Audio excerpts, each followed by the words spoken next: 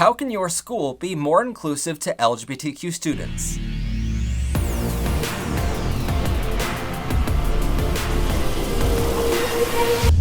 Today is International Wear It Purple Day, a holiday to raise awareness of LGBTQ people in schools worldwide.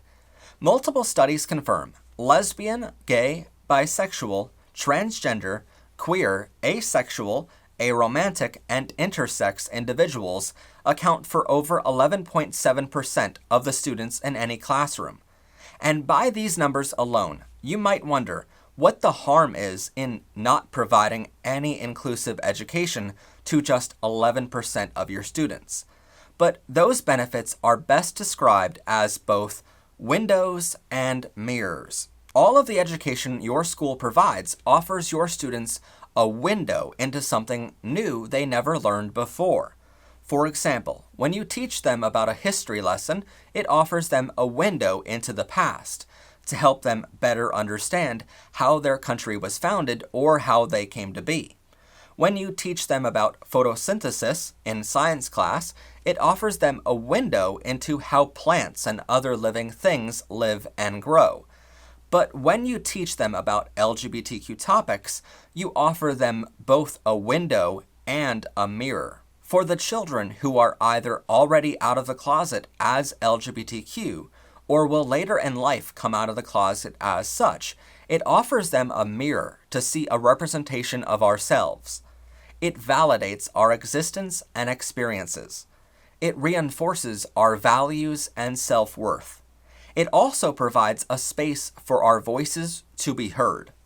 And those are especially important, considering 19% of LGBTQ youth from ages 13 to 18 reported attempting suicide in the past year alone.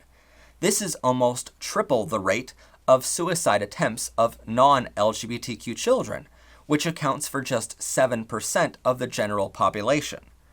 For the LGBTQ youth, seeing representations of ourselves in history, science, literature, health, and sex ed courses, and so on, helps them understand how normal they are. For many in the LGBTQ, this representation, or inclusivity, is not something they can find at home. Even though perception has changed over the years for our community, home life is still not easy for our community. Back in 1985, 89% of parents said they would be extremely upset if their child came out as gay. Just 9% of parents said they would be accepting. And while those numbers have luckily shifted to now 57% of parents being accepting and just 39% of parents who would not accept their child for being gay, those numbers are still horrifying. This means LGBTQ youth need to find acceptance and inclusion in the only other place they go, their school. But as we said a moment ago, this inclusive education offers students a mirror and a window. So, while LGBTQ youth can see representations of themselves through this education, the other 87% of students who do not belong to the LGBTQ community can see a window into a community they do not belong to, and hopefully they can learn to better accept the community as a result. When these non-LGBTQ kids don't hear anything about the LGBTQ community in their history, science, literature, health, sex ed, and further classes, they are educated to believe that being LGBTQ is not normal or less than important than their own sexual orientation or gender identity. This contributes to over 90% of LGBTQ middle and high school students reporting physical and verbal bullying at school. Furthermore, studies show this contributes to these non-LGBTQ kids growing up to call out slurs and commit hate crimes, up to and including murder of LGBTQ people. Even while they are in school, this endless bullying causes LGBTQ kids to exhibit feelings of sadness, worthlessness, hopelessness, anxiety, irritability, rejection, and anger, all symptoms of depression, which directly leads to an LGBTQ child attempting suicide every 45 seconds in the United States alone. Sadly, to date, only 4 states have done anything to offer this window and mirror approach to their classrooms. California, Colorado, New Jersey, and Illinois are the only states to mandate LGBTQ history be covered in their states.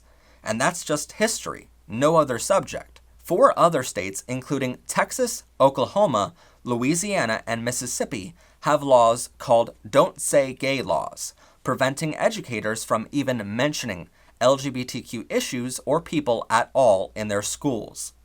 2 other states, Missouri and South Dakota, both have laws preventing schools from adding LGBTQ protections to anti-bullying and non-discrimination policies.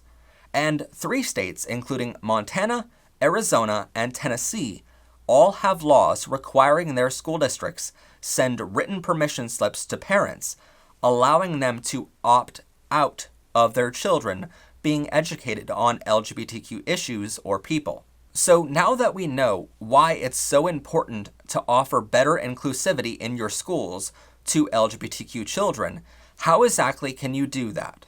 Well, first, know that your students are ready to discuss LGBTQ issues.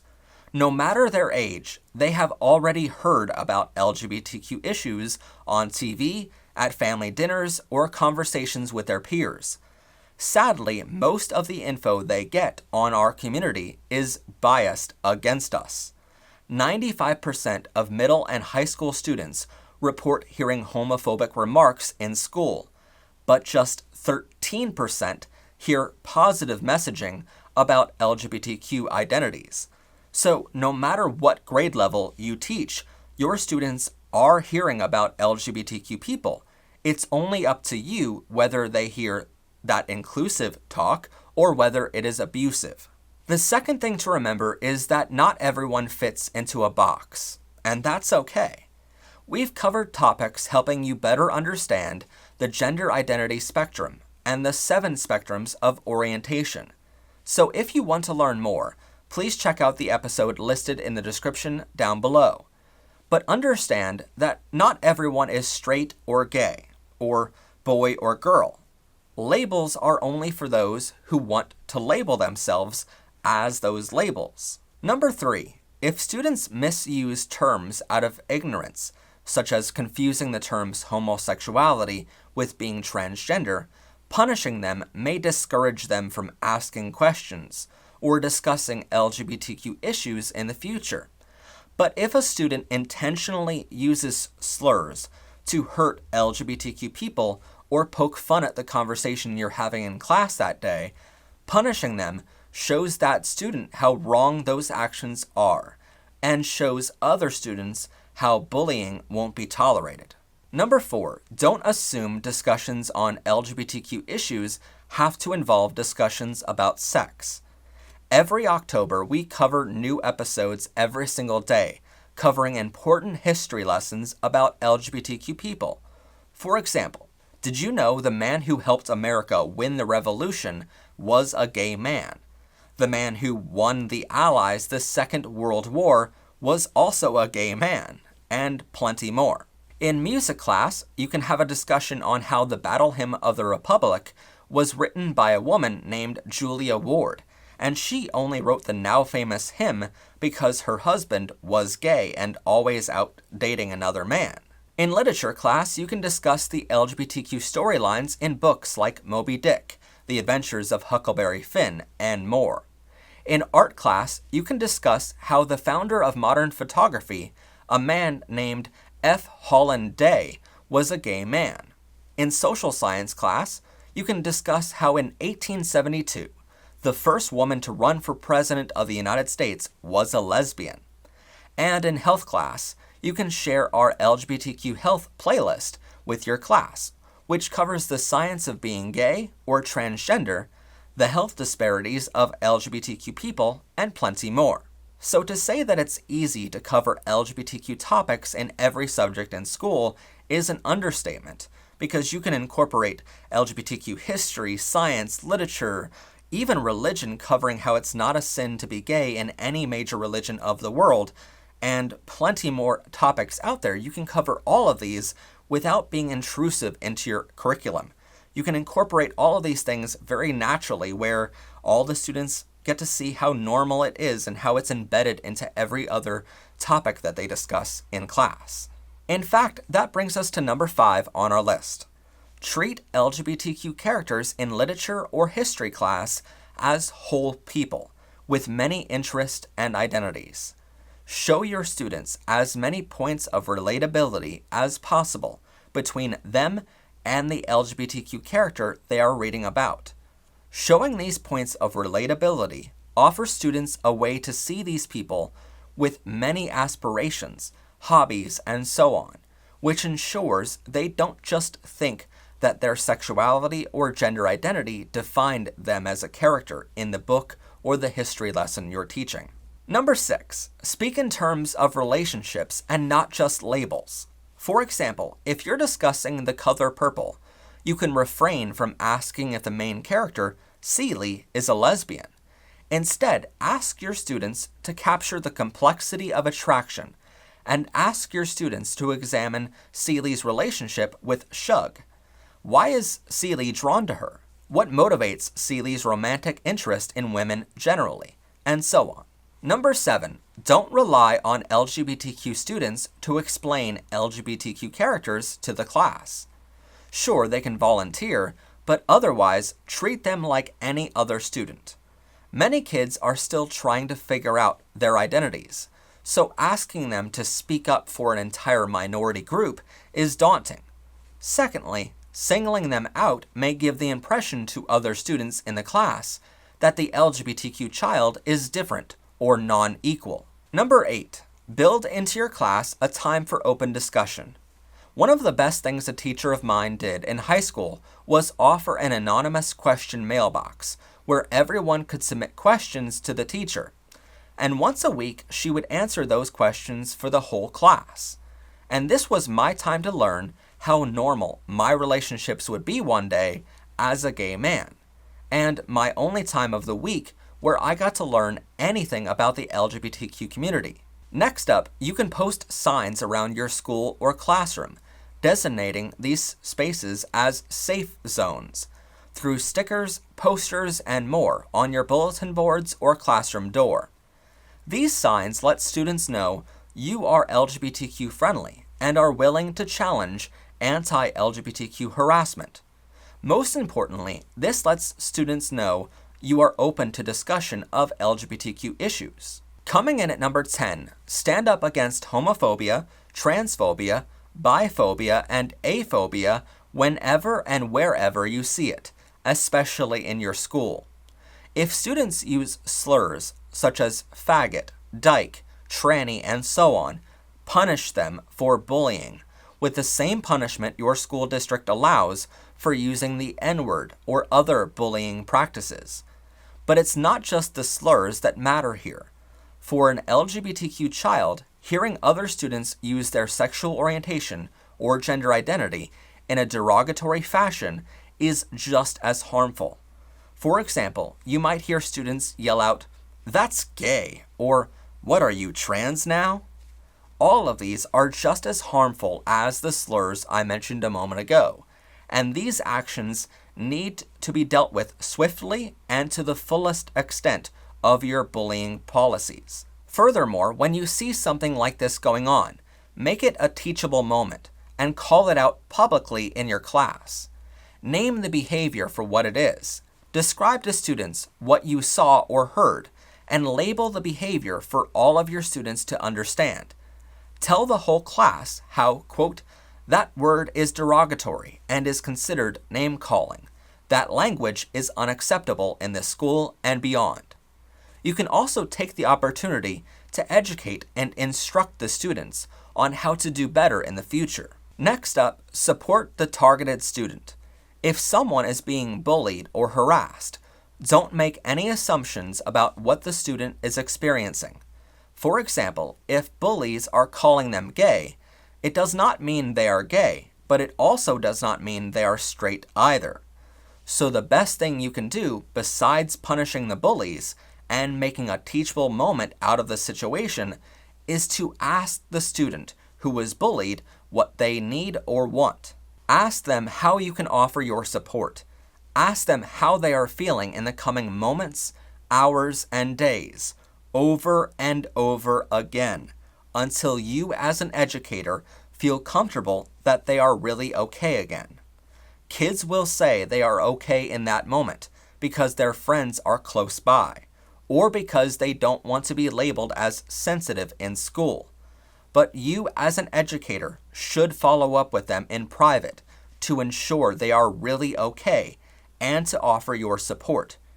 If they need, arrange for them to see their school counselor immediately and before they go home that very day.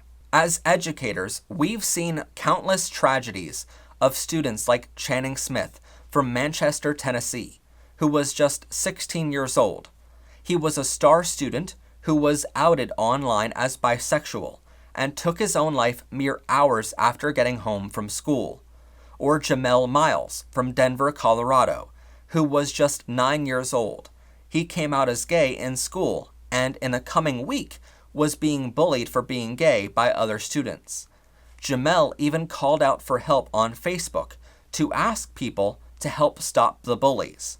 And sadly, that help didn't arrive in time because Jamel took his own life hours after getting home from school. So, when I say that you need to make sure the targeted child is okay, mentally stable, have immediate access to counselors, and assured they have allies in their corner before going home from school that day, I speak from experience. I know what can happen, especially when you learn a child came out of the closet in school. Pull them aside and make sure they know they have you in their corner, and make sure they can come to you with any issues, bullying, or harassment they may face. Their beautiful young lives may be at risk if you don't. And while I mentioned 19% of LGBTQ children attempt suicide, over 40% of LGBTQ youth seriously consider it as their only option to escape the bullying at home or in school. So please do not let the students go home or to the restroom in school without knowing they are supported first. Finally, you can start an LGBTQ inclusive club at your school, such as a Gay Straight Alliance or Gender Sexuality Alliance Club, otherwise known as a GSA Club, which allows LGBTQ kids and non-LGBTQ kids to get together to learn more, interact, and network with one another in a safe environment. And if you want 43 tips on how to start one, you can learn more about that in our episode Helping You Start GSA Clubs, with free downloadable resources included. Even if you are from a state or area which bans you as an educator from talking about LGBTQ topics in class, if you as an advisor want to start a GSA club to include LGBTQ students in an after-school program, your school is legally obligated to allow you to do so under federal law. So please know you are protected there legally, and you can learn more on how to do so in that other episode linked down below. But these are just some ways you can offer your students a safe environment and education, which is both a window and a mirror for the LGBTQ community. If you have any further tips for educators, or would like to share some ideas which worked well in your classrooms, please share your stories in the comments down below. We would love to hear from you. And if you want myself as an LGBTQ professor or my staff to come speak to your students at your school, please email us at the address on your screen. As always, thank you so much for watching. I'm your host, Professor Pride. Have a gay day, everyone, and bye for now.